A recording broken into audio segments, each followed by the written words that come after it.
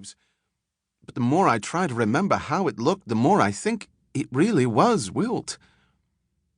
There was a disconcerted muttering from the others, and one of them spoke. "This is Amberle's fault. I said before that something bad would come from having a girl picked as a chosen." "There were other girls among the chosen, and nothing happened because of it," Lauren protested.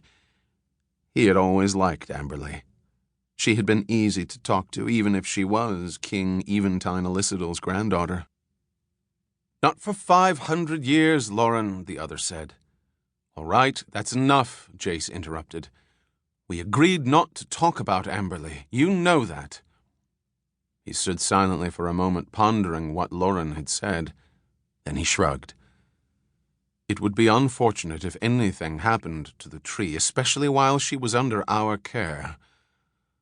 But after all, nothing lasts forever. Lauren was shocked. "But Jace, when the tree weakens, the forbidding will end and the demons within will be freed.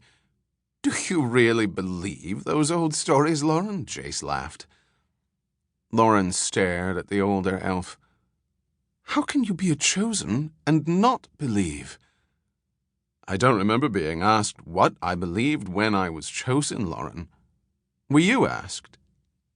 Lauren shook his head. Candidates for the honor of being chosen were never asked anything. They were simply brought before the tree, young elves who had crossed over into manhood and womanhood in the prior year. At the dawn of the new year, they gathered to pass beneath her limbs, each pausing momentarily for acceptance. Those the tree touched upon the shoulders became the new chosen, to serve until the year was done. Lauren could still remember the mix of ecstasy and pride he had felt at the moment a slender branch had bent to touch him, and he'd heard her speak his name. And he remembered, too, the astonishment of all when Amberle had been called. "It's just a tale to frighten children," Jace was saying. "The real function of the Elcris is to serve as a reminder to the elven people that they, like her, survive despite all the changes that have taken place in the history of the Four Lands. She is a symbol of our people's strength, Lauren. Nothing more." He motioned for them all to resume their walk into the gardens and turned away. Lauren lapsed back into thought. The older elf's casual disregard for the legend of the tree disturbed him. Of course, Jace was from the city, and Lauren had observed that the people of Arborlon seemed to take the old beliefs less seriously than did those of the little northern village from which he came. But the story of the Elcris and the forbidding wasn't just a story. It was the foundation of everything that was truly elven, the most important event in the history of his people.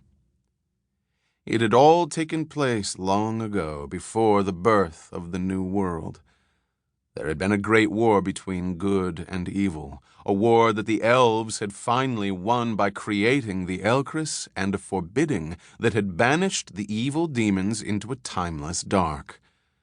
And so long as the Elcris was kept well, so long would the evil be locked from the land.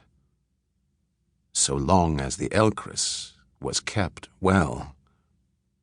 He shook his head doubtfully. Maybe the wilt was but a trick of his imagination, or a trick of the light. And if not, they would simply have to find a cure. There was always a cure. Moments later, he stood with the others before the tree. Hesitantly, he looked up, then sighed in relief. It appeared as if the Elcris was unchanged.